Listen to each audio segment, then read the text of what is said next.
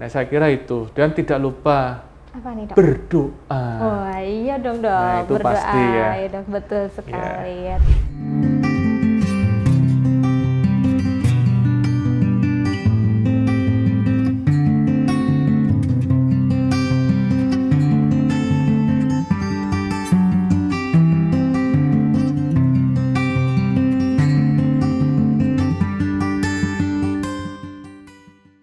Assalamualaikum warahmatullahi wabarakatuh. Selamat pagi para pemirsa yang dirahmati Allah. Kembali lagi bersama saya Dr. Gita Dwi Desyani dalam program acara ASI Aku Sayang Ibu, persembahan Hospital TV Sultan Agung. Sebuah acara yang akan membahas pengetahuan dan informasi seputar kesehatan ibu dan anak.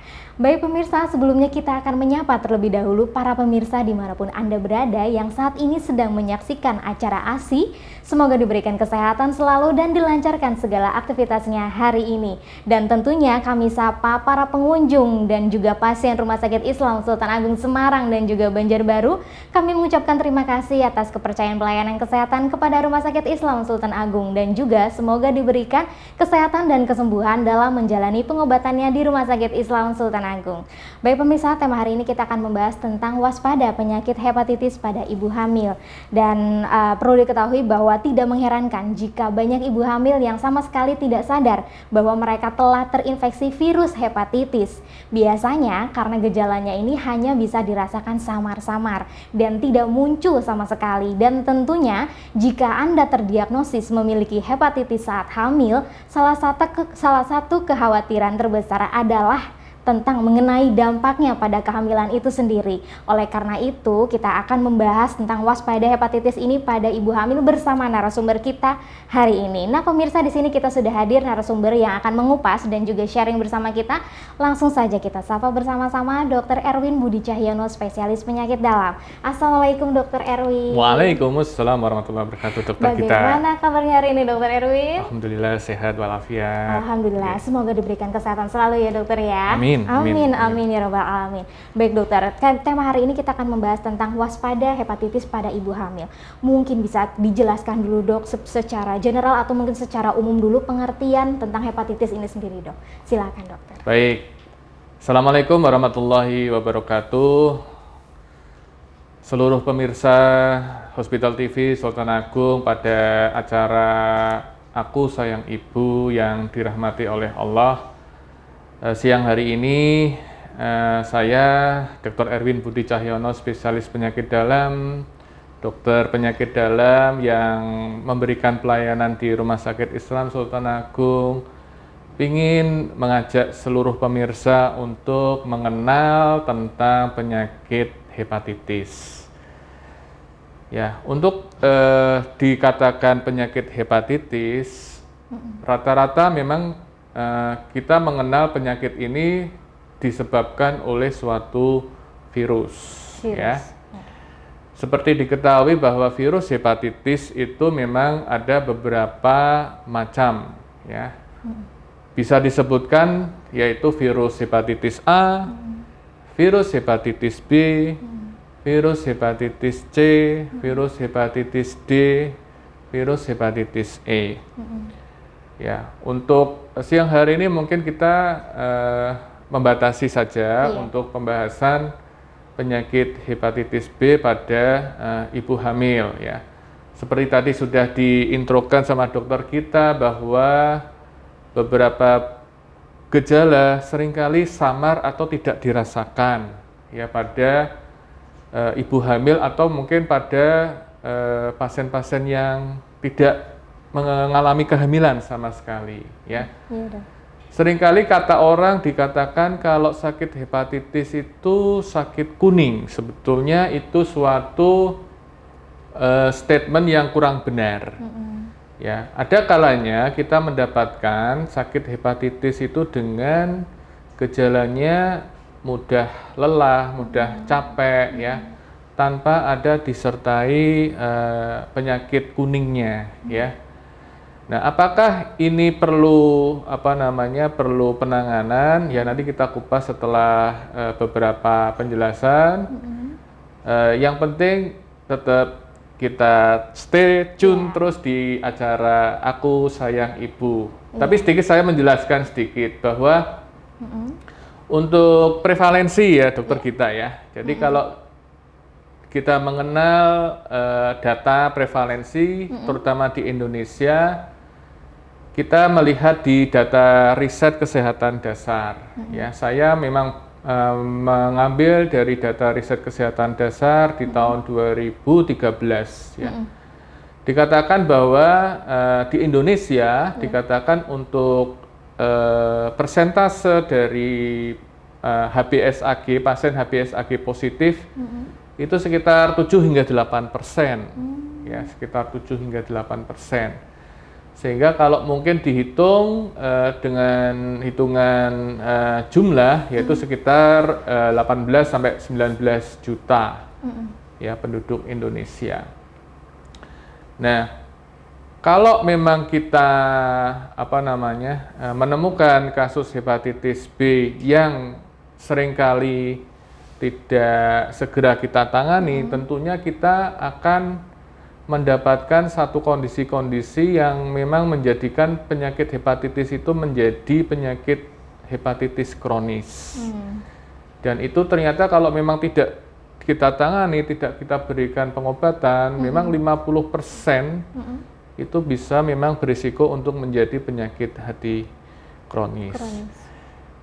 Itu dulu yang bisa saya jelaskan. Monggo dokter Gita. Ya, baik. Berarti memang definisi secara ininya memang karena penyakit hati itu sendiri ya dokter ya. Dan penyebabnya itu karena virus. Yang mana tadi dokter Erwin juga sudah menjelaskan, virus ini juga banyak, ada jenis-jenis hepatitis itu tersendiri juga banyak ya dokter ya. Ada A, B, C, D, E gitu ya. Tapi pembahasan kita kali ini akan lebih spesifik ke hepatitis B. Nah, sebenarnya saya ada pertanyaan nih dok, kenapa hepatitis B dok yang lebih banyak nih dok? Kenapa nggak hepatitis A dan hepatitis yang lainnya nih dok?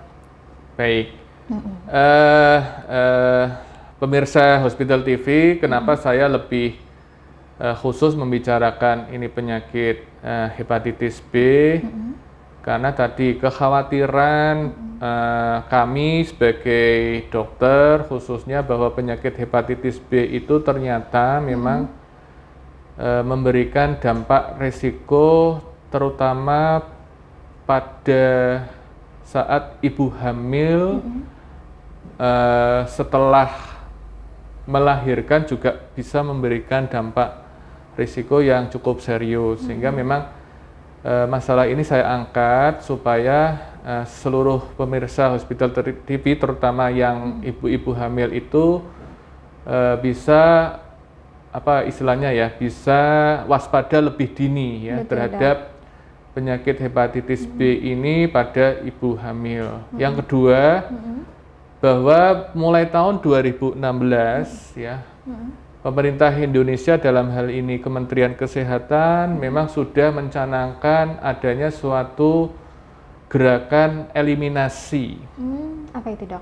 Gerakan eliminasi salah satunya hepatitis B pada ibu hamil. Sebetulnya ada yang lain ya, sifilis, HIV ya. Sehingga memang siang hari ini sengaja saya memang mengangkat topik ini karena memang harapan besar dari pemerintah Indonesia supaya Indonesia itu bisa menuju bebas dari hepatitis B di tahun 2030. Demikian dokter kita. Biasa, iya dokter. Nah ini dok, kalau misalnya memang karena ini hepatitis B yang paling viral dok, seperti itulah. Kalau misalkan berita seperti itu. Nah ini kan penyebabnya karena virus. Tentunya kita nanti akan membicarakan tentang penularannya nih dok. Baik. Ya, ini bagaimana proses penularan dari hepatitis B terutama pada ibu hamil ini dok? Baik. Untuk penularan pada hepatitis B tentunya memang pada ibu hamil kita membagi menjadi 3 periode atau 3 fase ya. Iya, di mana yang pertama yaitu periode di dalam masa atau di dalam kandungan. Di dalam kandungan. Di dalam kandungan. Kemudian yang kedua yaitu periode pada saat proses persalinan. Kemudian yang ketiga periode pada saat setelah persalinan. Ya. Saya jelaskan langsung ya dokter kita ya. Ini menarik soalnya ini betul sebetulnya. Sekali. Iya dok. Yang pertama penularan pada saat periode di dalam kandungan. Iya, dok. Ya. Jadi untuk ibu hamil yang memang dites ada hasil laboratorium HBsAg positif, jelas itu menandakan bahwa ibu hamil ini memang sedang terinfeksi virus hepatitis B. Yeah. Sehingga kalau saya baca di beberapa literatur, di beberapa artikel dari dalam negeri maupun dari luar negeri, angka penularan di dalam kandungan itu memang tidak begitu besar, yaitu sekitar 10% saja. Yeah, dok. Ya. Kecuali memang kalau dikhawatirkan, terutama kalau ada kebocoran plasenta, ya, sehingga di situ akan menaikkan risiko ya angka penularan. Ya, yang kedua, ya, angka penularan ini juga bisa diminimalisir bila mana ibu hamil ini sudah kita berikan pengobatan antiretroviral, ya. Kalau rekomendasinya diberikannya itu pada saat usia kehamilan minggu ke-28, itu bisa kita berikan obat antiretroviral yang tentunya memang ini sudah diuji keamanannya bagi ibu hamil, ya, sehingga tadi salah satu rekomendasinya dikatakan obat ini diminum pada saat minggu ke-28 usia kehamilan. Yang nomor 2, periode pada saat proses persalinan. Nah, disinilah memang dikatakan angka penularannya memang sangat tinggi, ya, sangat tinggi. Sehingga bila mana ibu hamil dengan HBsAg positif ini sudah diberikan ARV tadi sejak minggu ke-28, tentunya harapannya bisa menurunkan resiko jumlah virus, jumlah virus dari hepatitis B sendiri, sehingga kalau nanti itu pada saat proses persalinan, ya, harapannya juga tidak berisiko untuk menularkan ke bayi, ya, pada saat ini dilahirkan, ya. Kemudian yang ketiga yaitu penularan pada saat periode setelah persalinan, ya. Terutama ini pada saat menetek, ya, bayi ini, ya, pada saat kita memberikan air susu ibu, ya. Jadi kalau untuk pemberian air susu ibu pada ibu hamil HBsAg positif memang dikatakan ya ada memiliki risiko juga penularan. Lebih khususnya kalau terjadi perlukaan, ya, Dok. Jadi perlukaan pada kulit sekitar puting itu, ya, pada saat itu kalau terjadi luka, memang akhirnya itu akan berisiko menjadi penularan pada saat setelah persalinan. Ya, saya kira gitu yang bisa saya jelaskan, Dok. Iya, berarti ini lewat darah, ya, dokter, ya? Lewat karena darah. Lewat luka terbuka tersebut bisa menginvasi si bayinya tadi, karena proses nete. Nah, ini menarik sekali nih, Dok. Berarti dari 3 proses tadi, berarti dari sebelum melahirkan, pada saat persalinan, ya, pada saat kehamilan, kemudian proses kelahiran dan pasca melahirkannya, seperti itu. Berarti kan kita bisa menangkap kalau ini memang proses penularannya salah satunya melewati peredaran darah, seperti itu.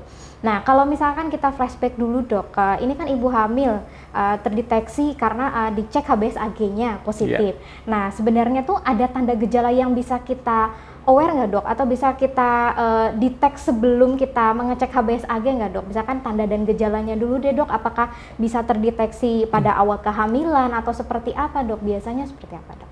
Baik, sangat menarik ini pertanyaannya. Jadi para pemirsa Hospital TV Sultan Agung, seperti yang tadi disampaikan dokter kita di intro di awal, memang untuk gejala pada penyakit infeksi virus hepatitis B kadang samar-samar atau memang tidak ada tanda atau gejala apapun ya. Seringkali memang pasien yang periksa ke poli penyakit dalam memang rata-rata sudah membawa hasil ya HbSAg reaktif atau positif sehingga terus berkonsultasi ke kami ya dengan dokter spesialis penyakit dalam. Untuk gejala awalnya memang sebagian dikatakan seperti tadi sudah saya sampaikan, yaitu kadang seperti orang mudah letih, ya, capek, ya. Kadang-kadang memang ada panas sedikit, ya, seperti kayak influenza, ya. Kadang-kadang juga dirasakan ada yang sampai dia buang air kecilnya itu warnanya seperti warna air teh. Seperti teh. Nah, kadang-kadang itu yang memang beberapa gejala yang dialami ya untuk pasien, tidak hanya pada ibu hamil, tapi pasien yang juga mengidap infeksi virus hepatitis B. Gitu, Dok. Iya. Berarti memang samar-samar itu tadi ya dokter ya. Nah berarti ini pertanyaan lanjutan nih dok. Apakah memang pemeriksaan HbSAg itu sebagai kayak apa ya dok? Kayak screening awal setiap ibu hamil gitu dok. Jadi daripada ini jadi memang sudah ditetapkan sebagai screening awal, memang wajib dilakukan HbSAg gitu dok. Jadi kalau positif langsung ke interna apa seperti gimana sih dok? Baik. Ya, seperti tadi sudah disampaikan bahwa di tahun 2016 ada memang program ya eliminasi, sehingga di situ memang dilakukan penapisan atau screening ya pada ibu hamil. Tentunya pasti saat ini ya untuk ibu-ibu hamil untuk pemeriksaan HbSAg itu sudah sebagian besar ya saya kira itu dilakukan, baik itu di fasilitas kesehatan tingkat pertama maupun pada fasilitas kesehatan rujukan tingkat lanjut ya. Saya kira itu suatu screening yang bisa dideteksi sesegera mungkin. Nah, apakah HbSAg saja itu penjelasan pertanyaan dari dokter kita? Tentunya tentunya kalau memang ada fasilitasnya dok, ya ada fasilitasnya yang lebih lengkap, tidak hanya pemeriksaan HbSAg, tentunya kita sebagai dokter yang nanti juga akan merencanakan atau menyiapkan pengobatan pada ibu hamil yang HbSAg positif, tentunya kita perlu juga untuk merencanakan pemeriksaan selain HbSAg ya.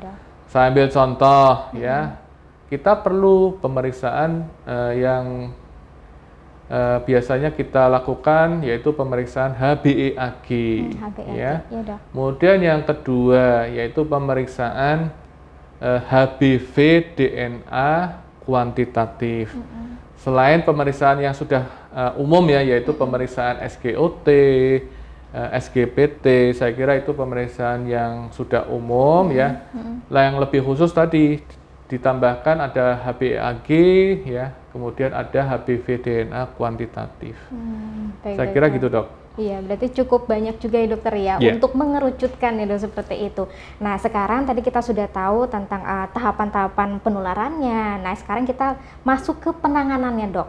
Kalau tadi dokter sudah menyebutkan bahwa ibu hamil yang sudah terdeteksi dari HbSAg positif itu akan diterapi dengan ARV seperti itu ya dokter ya. Nah bagaimana dengan penanganan selanjutnya ketika dia pasca melahirkan? Apakah memang terus melanjutkan obatnya sampai berapa lama dok kalau memang melanjutkan? Luar biasa ini pertanyaannya dokter kita ya. Iya dok, soalnya kepo dok. Iya. Penasaran nih dok, gimana dok? Smart host namanya ini sekarang. Amin dok. Jadi pemirsa Hospital TV Sultan Agung seperti tadi disampaikan, memang untuk pengobatan memang ada durasi atau periode waktunya ya. Mudah-mudahan saya bisa memberikan yang pas jawaban ini dokter kita. Iya dok. Jadi kalau untuk dikatakan ini setelah persalinan, memang pengobatan dengan obat antiretroviral itu dikatakan diteruskan hingga 12 minggu 12 minggu. ya pasca persalinan. Ya, itu jawaban saya dokter kita ya. Iya. Nah, nanti pemirsa Hospital TV kita bahas untuk mungkin nama Ya, obat dokter. ya, Ya, atau jenis betul. obat yang tadi saya katakan ini harus dipilih yang paling aman ya untuk ibu hamil HbSAg positif. Demikian dok. Baik dok, berarti memang tetap harus dilanjutkan seperti Iya. itu ya. Kalau tetap dilanjutkan berarti memang harus ada evaluasi ya dokter ya, Iya. seperti itu. Nah sekarang kalau misalkan kita sudah membahas tentang penanganan, apakah bagaimana dengan pencegahannya sekarang dok? Belum kena nih dok, pencegahannya gimana dok? Apakah memang harus vaksin dulu? Kalau udah vaksin berarti insya Allah nanti tentu nggak kena atau bisa juga beresiko nih dok? Baik. Pemirsa Hospital TV, untuk pencegahan pada infeksi virus hepatitis B memang bisa dilakukan dengan pemberian vaksinasi hepatitis B. Iya dok. Ya. Untuk ibu hamil tentunya ya, atau mungkin seluruh pasien ya, atau mungkin klien atau responden yang memang mau vaksinasi, saya kira ya, memang dipersyaratkan ya, sebaiknya dilakukan pemeriksaan HbSAg dan anti HbS. Nah, kalau misalkan untuk kehidupan sehari, untuk lifestyle nih dok, bagaimana cara kita untuk mencegah hepatitis ini sendiri dok? Silakan dok. Oke. Untuk lifestyle ya, jadi seperti tadi disampaikan, penularan infeksi virus hepatitis B itu sebagian besar lewat darah, Iya dok. ya, sehingga tidak ada pencegahan yang ya terlalu istilahnya berlebihan ya. Mungkin ya lebih baik tadi dengan vaksinasi. Artinya begini, dalam kita hidup ya di dalam rumah, apabila memang ada salah satu anggota keluarga yang memang di situ mengidap infeksi virus hepatitis B, tentunya kita masih bisa berinteraksi ya, berkomunikasi ya. Tanpa harus memang kita khawatir terhadap penularannya ya, karena penyakit ini bukan jenis yang penularannya lewat droplet, bukan lewat airborne ya. Saya kira pasti untuk pencegahan tadi yang saya sampaikan, memang sebaiknya memang diantisipasi dengan vaksinasi ya, hepatitis B. Untuk yang lain saya kira olahraga itu tetap harus ya, dokter kita, minum air putih yang cukup ya, istirahat tidur malam hari yang cukup ya, kemudian kelola stres psikis bila mana memang kita merasakan ada faktor psikis ya. Nah saya kira itu, dan tidak lupa apa nih dok? Berdoa. Oh iya dong dok, Nah, itu berdoa pasti ya. Ya dok, betul sekali ya. Tentunya ibadah harus diperkuat ya dok, seperti itu ya dokter ya. Luar biasa. Nah kita memang ya berarti seperti yang kita tahu ya dok ya, lebih baik mencegah daripada mengobati sebenarnya, seperti itu. Nah sekarang dok, terakhir nih dok, apa nih dok pesan-pesan yang ingin disampaikan oleh dokter kepada pemirsa? Silakan dokter. Masya Allah. Gak kerasa baik, nih, dok. ini sudah mendekati akhir dari acara Aku Sayang Ibu. Saya kira saya sebagai dokter, saya kira bukan dokter penyakit dalam saja dok, hampir semua dokter di Indonesia ya. Yang pertama ya kita mengajak ya seluruh pasien, tidak hanya pada ibu hamil ya, kita untuk melakukan penapisan atau screening ya pada beberapa penyakit memang harus kita lakukan sendiri, atau mungkin sukarela, atau mungkin juga dengan biaya sendiri. Ya memang itu harus kita lakukan ya. Sebagai contoh ini dari penyakit infeksi hepatitis B, tentunya kalau tidak kita lakukan screening dari pengambilan sampel laboratorium yaitu berupa HbA1c, tentunya kita juga tidak tahu bahwa kita itu sehat atau memang sudah terinfeksi dari virus hepatitis B. Jadi tentunya memang periksa ke dokter ya, barangkali memang tetap sangat-sangat dianjurkan untuk masalah penapisan atau screening.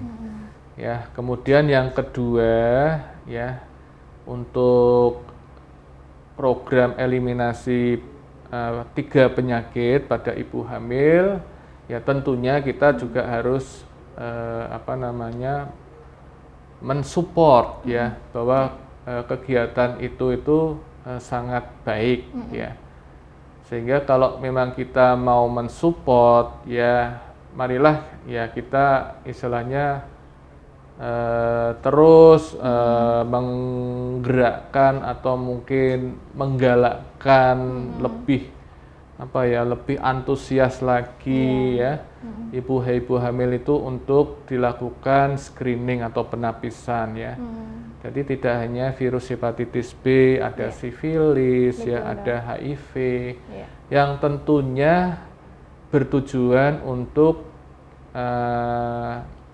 memperbaiki kualitas hidup. Saya kira itu yang paling penting, baik untuk ibunya maupun untuk bayi yang nanti akan dilahirkan. Ya. Kemudian tadi saya belum nyinggung tentang obatnya, Dok. Mohon maaf, Dok. Dok. Iya, ya, gimana nih, Dok? Sebelum kita closing saya lupa nih, Dok. Ini juga, betul, ya. Dok. Bagaimana ini, Dok? Silakan. Jadi pemirsa, untuk obat ARV dikatakan memang ada yang pertama itu yang dikatakan memang aman, yaitu lamivudin. Lamivudin yang aman untuk ibu hamil, lamivudin itu yang pertama. Kemudian yang kedua yaitu namanya telbifudin. Ya. Kemudian yang terakhir yang sudah diteliti memang bisa obat yang tenofovir ya. Jadi 3 obat inilah yang insya Allah bisa kita berikan pada ibu hamil ya. Yang tadi saya katakan ya, periode waktunya mungkin setelah minggu 28 ya kehamilan sampai dengan 12 minggu ya setelah persalinan ya. Saya kira itu ya. Dan tadi yang tetap lifestyle ya harus ya. Ya olahraga ibu hamil lah, Dok ya. Iya, Dok. Ya senam ibu hamil seperti ya mungkin di rumah sakit ada, mungkin di tempat-tempat lain juga ada, ya saya kira itu penting juga. Baik dokter, seperti tadi yang sudah dijelaskan oleh dokter ya, bahwa pentingnya memang menjaga lifestyle seperti itu, dan kalau pada ibu hamil penting sekali untuk melakukan screening seperti itu, Dok ya. Berarti memang jangan bermalas-malasan untuk medical check up sendiri ya, dokter, seperti itu ya. Karena memang itu tadi juga sudah digalakan oleh pemerintah untuk penapisan hepatitis pada ibu hamil. Yang mana kita tahu tadi penularannya salah satunya memang karena lewat aliran darah seperti itu, dan resiko tinggi juga kepada anak yang nanti dilahirkannya. Dan kalau misalkan bagi pasien yang mengidap atau mungkin sudah terdeteksi dari HbA1c-nya itu positif, segeralah langsung melakukan konsultasi kepada dokter penyakit dalam ya, dokter ya, agar segera ditangani dengan melakukan tadi pengobatan ARV tadi ya, dokter ya, dimulai dari minggu ke-28 dan tadi diteruskan hingga ke 12 minggu pasca melahirkan, seperti itu, dokter ya. Mungkin sampai di sini saja, Dok. Terima kasih atas penjelasannya, Dok. Luar biasa sekali, penjelasannya sangat lengkap sekali, Dok. Lengkap, ringkas, dan pokoknya luar biasa sekali, Dok. Semoga penjelasan atau sharing-sharing kita ini bisa bermanfaat untuk semuanya ya, dokter ya. Dan terima kasih atas kehadirannya dokter, semoga diberikan kesehatan selalu. Amin, amin ya rabbal alamin. Ya, baik pemirsa, sampai di sini dulu perjumpaan kita. Saksikan terus ASI, Aku Sayang Ibu di channel YouTube RSI Sultan Agung Semarang dan juga tentunya di saluran Hospital TV Sultan Agung Semarang. Jangan lupa di like, subscribe dan juga nyalakan tombol notifikasinya agar tidak ketinggalan pembahasan-pembahasan dan tema-tema selanjutnya. Baik, saya Dr. Gita bersama kru yang bertugas hari ini mohon undur diri, sampai jumpa minggu depan. Wassalamualaikum warahmatullahi wabarakatuh.